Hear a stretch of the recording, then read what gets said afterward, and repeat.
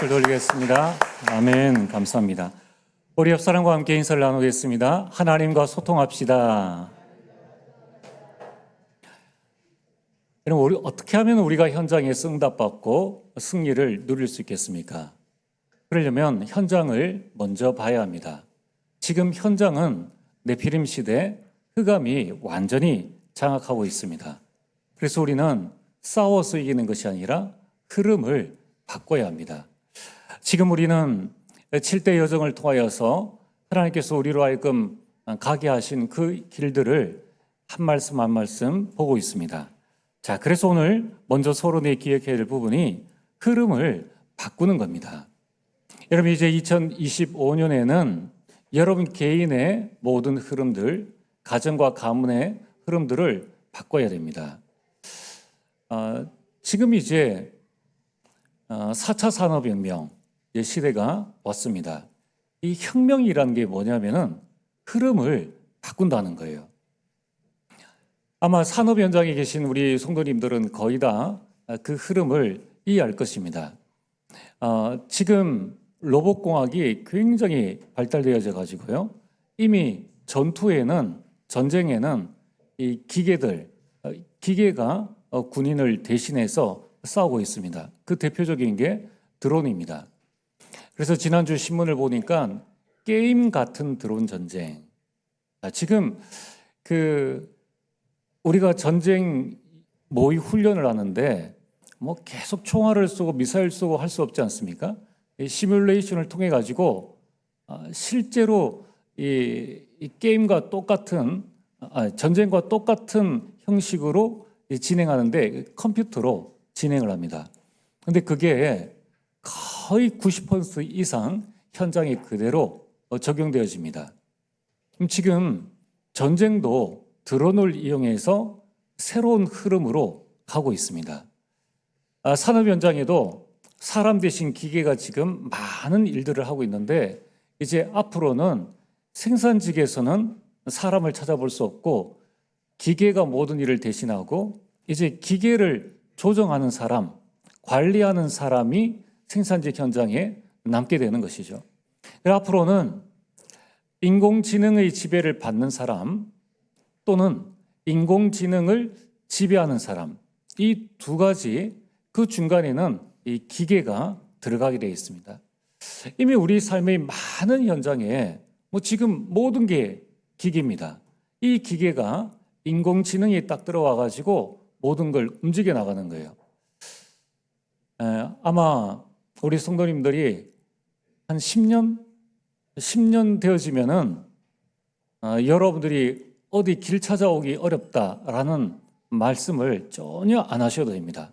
생판 모르는 길도 여러분 앱을 통해 가지고 택시를 오면은 택시 기사 없는 택시가 와서 여러분들을 안전한 곳으로 그렇게 모셔드리는 그런 일들이 일어나고 있습니다. 여러분, 지금 우리가 우리 교회에 많은 중직자들을 세웠습니다. 여러분, 어떤 교회는 그런 이야기를 할 수 있습니다. 아니, 교회에 장로, 권사, 안수집사가 서리집사보다 더 많다. 뭐 교회가 그러냐?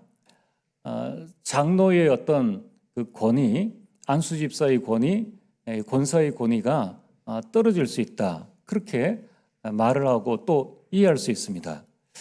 그거는 교회를 이해하지 못하고 또 현장을 이해하지 못하면 충분히 그런 말을 할 수 있습니다.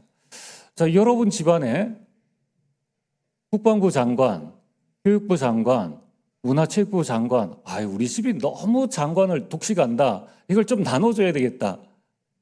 그건 아니지 않습니까?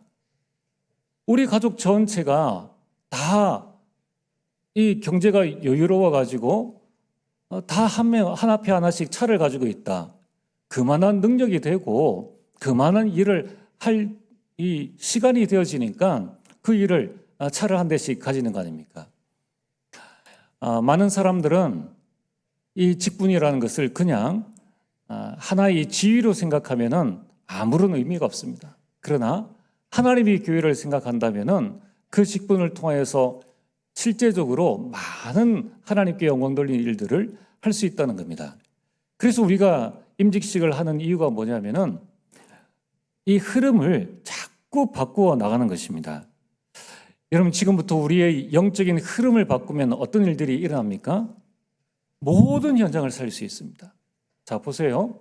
하나님의 기름 부음 받은 정말 장로님들이 그 현장에 세워졌다. 복음의 비밀과 말씀의 비밀과 기도의 비밀과 사람 살리는 전도의 비밀을 아는 자가 그 현장에 세워졌으면은 그 현장이 살아나겠습니까? 안 살아나겠습니까? 그건 말할 필요도 없죠. 모든 현장을 다 살릴 수 있는 거예요. 그리고 모든 사람을 살릴 수 있습니다. 또한 싸우지 않고 이기는 비밀이 뭔가? 그게 바로 흐름을 바꾸는 것입니다. 여러분, 건설 현장에 댐을 만들 때 어떻게 합니까? 강물을 막는 것이 아니라 강물의 흐름을 바꿔버립니다. 그리고 그곳에 이제 큰 댐을 세워서 그 물줄기를 바꿔버리면 댐에 물이 차게 되어 있습니다. 오늘 여러분들이 이제 우리는 소통과 원리스의 흐름, 또 이 흐름이 어떻게 가야 되느냐, 개혁과 갱신의 흐름 속에 들어가야 앞으로의 미래에 우리 교회가 또 여러분들이 응답받고 정말 237과 5천 전적을 살릴 수 있는 응답을 누릴 수가 있습니다. 자, 그럼 오늘 본론의 말씀, 하나님과 소통하면 현장 보는 눈이 열려집니다. 여러분, 우리는 지금 현장에서 하나님의 인도와 응답을 받아야 합니다. 그러면 가장 중요한 것이 현장입니다. 현장 보는 눈이 열려야지 그 현장을 살릴 수가 있습니다. 자, 오늘 성경 말씀에 똑같은 현장에서 똑같은 일을 당하는데 하나님과 소통하는 한 사람과 하나님과 소통하지 못하고 있는 한 사람의 인생, 그 순간에 어떤 차이가 있는가에 대해서 하나님은 말씀하고 있습니다. 오늘 여러분이 잘 알듯이 늘 이스라엘을 괴롭히는 나라가 아람이었습니다. 그러나 그 아람이 이스라엘을 쳐들어할 때마다 그 아람 군사가 오는 모든 길목을 다 알고 매복하고 있다가 아람 군사를 물리치는 거예요. 도대체 이 일이 어떤 일이냐? 왕이 워낙 답답해가지고 이제 대신들을 모으고 회의를 했습니다. 혹시 우리 중에 첩자가 있는 게 아니냐? 그러니까 대신들이, 신하들이 하는 이야기가 뭐냐면은 우리에게 첩자가 있는 것이 아니라 저 이스라엘에 엘리사라는 선지자가 있는데 왕이 침실에서는 말도 다 알아듣습니다. 이 말을 듣고 아람 왕이 군대를 거느리고 엘리사가 있는 그 성을 그 밤에 완전히 에워싼 것입니다. 자, 그래서 이제 밤이 지나고 아침이 되어서 엘리사의 사환이 일어나서 이제 눈을 떠서 그 성 밖을 보니까 어떤 일들이 일어났습니까? 그게 바로 오늘 우리가 읽었던 14절에서 19절까지의 말씀입니다. 14절에 보면은 이 왕이 이에 말과 병거와 많은 군사를 보내매 그들이 밤에 가서 그 성읍을 에워쌌더라. 하나님의 사람의 사환이 일찍이 일어나서 나가보니 군사와 말과 병거가 성읍을 에워쌌는지라.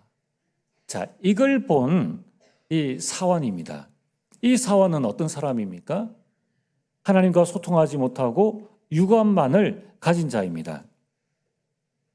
육안만 가지고 있기 때문에 보이는 것이 육신적인 것이고 보이는 것이 세상 것만 보이는 겁니다.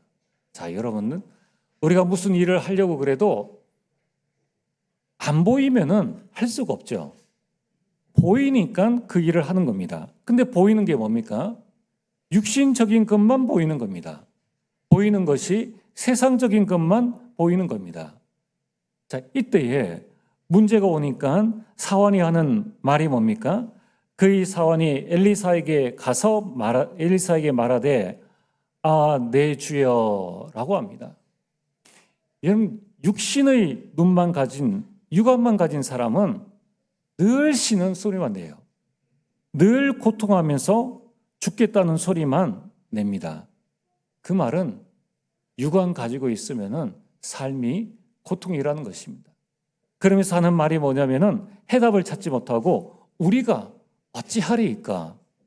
그럼 이 말을 들으면은 이 말이 맞는 것 같습니다. 중요한 것은 사환이 하는 말이 우리라는 게 뭡니까? 나와 너가 우리입니다. 엘리사는 아무런 상관없는데 자신이 안 되는 걸 가지고 우리가 안 된다고 말을 합니다. 여러분, 우리가 교회 생활, 우리가 신앙 생활을 해도 내가 안 될 때에 우리 교회가 이렇다 저렇다. 내가 직장 생활 힘든 건데 우리 부장이, 우리 직장이 이렇다 저렇다 말을 합니다. 자, 오늘 여러분들이 현장에서 정말 내가 하나님과 소통하지 못하면은 어떤 일들이 일어나는가? 삶이 고통이요? 삶이 신음소리요? 그러면서 어찌하리이까? 삶이 절망입니다. 오늘 여러분들이 정말 하나님의 주시는 큰 힘을 회복하시길 바랍니다. 그래서 우리 교회가 아니에요. 나 자신입니다. 내가 안 되는 것이지 우리 교회가 안 되는 게 아닙니다. 교회의 주인은 뭡니까? 누구십니까? 하나님이세요. 여러분들, 여러분이 직장이 안 되는 게 아닙니다. 여러분이 아마 빠져나와도 내가 안 된다라는 그 직장은 여러분 나와도 잘 돌아갑니다. 그러면 결국은 누가 안 된다는 거예요? 내가 안 된다는 거예요. 오늘 이 사환이 우리가 어찌하리이까? 엘리사는 아무런 미동도 없는데 스스로 말하기를 우리가 어찌하리이까? 그래서 여러분들 교회 안에는 안 되는 사람의 말이 영향력이 커요. 그래서 우리가 말을 조심해야 됩니다. 말에는 힘이 있기 때문입니다. 그러나 또 본인이 하고 싶은 말이 그 말이기 때문에 그 말을 들을 수밖에 없죠. 자, 이때에 어떻게 해야 될 것인가? 오늘 본론 두 번째, 영안을 열어야 합니다. 영안을 가진 자는 똑같은 성에 군대가 에워싼 것을 못 본 게 아닙니다. 정확하게 봤다는 거예요. 여러분, 우리에게 중요한 게 뭡니까? 여러분, 우리는 문제가 있는데 문제가 없다라고 하면은 안 됩니다. 여러분, 정확하게 문제를 보고 이 속에서 우리가 어떻게 해야 될 것인가를 하나님 인도를 받아야 하는 거예요. 자, 오늘 엘리사는 뭐라고 말을 합니까? 엘리사는 영안이 열린 사람입니다. 그래서 영적인 것을 보죠. 영적인 것이 뭡니까?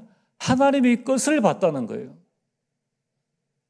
그때 엘리사가 하는 말입니다. 16절에 두려워하지 말라. 두려워하지 말라. 여러분, 정말 영안이 열린 사람, 하나님의 것을 가지고 있는 사람, 하나님의 것을 보는 사람은 어떤 문제를 당해도, 어떤 위기를 당해도 두려워하지 말라. 여러분, 그거는 문제를 외면하는 게 아닙니다. 그거는 나에게 대안이 없어가지고, 나에게 해결책이 없어가지고, 하나님 주신 해결책이 없어가지고, 머리가 지끈하고 해결하려니까 내가 능력이 없으니까 하나님 알아서 하시겠지. 그건 절대로 믿음도 아니요 신앙도 아닙니다. 그거는 회피하는 거예요. 정말 우리가 어떤 문제에 직면했을 때에 담대하게 불신하는 사람, 걱정하는 사람, 두려워하는 사람들에게 말할 수 있습니다. 두려워하지 말라. 그리고 두려워하지 말아야 될 이유를 분명하게 말할 수 있습니다. 그게 뭡니까? 오늘 18절에 우리와 함께한 자가 그들과 함께한 자보다 많으니라 하고. 자, 이까지는 우리가 할 수 있죠. 자, 어떤 일을 당했을 때에 그 사람이 불신하는 것은 그 사람의 몫입니다. 그러나 그냥 놔두면 어떻게 되어지죠? 우리인데, 자, 사환과 지금 엘리사가 우리인데 같이 살리는 응답과 축복들을 누려야 하지 않겠습니까? 자, 그때에 누군가가 두려워서 찾아와서 목사님 어떻게 하면 좋겠습니까? 장로님, 권사님, 안수 집사님 또는 렘넌트들이 찾아와서 어떻게 하면 좋겠습니까? 라고 할 때에 여러분이 믿음의 고백으로 두려워하지 마. 하나님이 우리와 함께 하셔. 까지는 우리가 그들에게 해줄 수 있는 말입니다. 우리 믿음의 고백이에요. 중요한 것은 그들을 어떻게 살리느냐 하는 게 중요하죠. 자, 두려워하지 말라고 해서 두려워하는 사람이 두려워하지 않습니까? 나는 지금 불안한데, 야, 불안하지 마. 괜찮아. 라고 한다고 해서 그 괜찮아지겠느냐는 거예요. 이때 엘리사가 어떻게 했습니까? 엘리사가 17절에 기도하여 이르되 여호와여 원하건대 그의 눈을 열어서 보게 하옵소서 하니 여호와께서 그 청년의 눈을 여심해 그가 보니 불말과 불병거가 산에 가득하여 엘리사를 둘렀더라. 보여주는 거예요. 여러분, 그 사람이 할 수 없는 것, 야, 너 믿음이 없어. 넌 복음이 아니야. 그걸로 끝나는 것이 아니라 나의 믿음과 나의 기도와 나의 복음을 보여줘서 그들로 하여금 스스로 이 두려움과 걱정과 불안이 사라지도록끔 엘리사가 했다는 거예요. 여러분, 오늘 우리에게는 이런 부분이 필요합니다. 비판은 얼마든지 할 수 있어요. 이렇다 저렇다 문제 제기는 얼마든지 할 수 있습니다. 이제 우리 교회 중직자들은 흐름을 바꿔야 됩니다. 여러분, 세상 나가보세요. 얼마나 비판을 많이 합니까? 잘 먹고 잘 사는데도 노조를 만들어가지고 그냥 자기들만 잘 먹고 잘 살려고 얼마나 투쟁하는지 모릅니다. 우리도 그런 식으로 신앙생활을 하거나 우리도 문제를 지적하면서 가정과 교회 생활을 하고 또 직장 생활을 한다면 그들과 다를 바가 없다는 거예요. 우리는 뭘 해야 됩니까?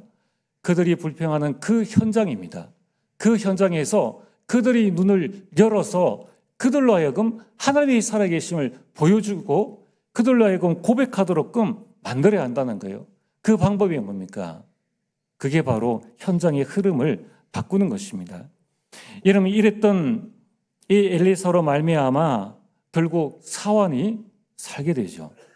그리고 이 하나님께서 이 아람 군대를 하나님께서 아람 군대의 모든 군인의 눈을 멀게 해가지고 엘리사의 말을 듣고 엘리사를 따라가게 합니다. 하나님, 이 엘리사가 20절에 나와 있죠. 사마리아에 들어갈 때 엘리사가 이르되 분명히 엘리사가 있는 성으로 아람 군대가 쳐들어왔는데 이제 엘리사의 말을 듣고 모든 군대가 사마리아에 왔을 때에 그때에 이스라엘 왕이 21절에 말하지 않습니까? 그들을 보고 엘리사가 엘리사에게 이르되 내 아버지여 내가 치리이까 내가 치리이까 내가 치리이까 내가 치리이까 이제 기회가 왔다는 거예요. 여기에서 우리가 치면은 저 어리둥절한 이 아람 군대를 완전히 전멸시킬 수 있다는 것입니다. 치면 어떻게 되어집니까? 원수가 되어지죠. 여러분, 이 아람 군대도 똑같이 누군가의 아들이고 누군가의 아빠이고 누군가의 남편입니다. 그러면 그들이 그 현장에서 몰살되어졌다. 그 소식을 아람 군대에 있는 사람들이 아람의 나라에 있는 가족들이 들으면 박수를 보내겠느냐는 거예요. 이를 갈면서 내 저 이스라엘 절대로 두지 않겠다.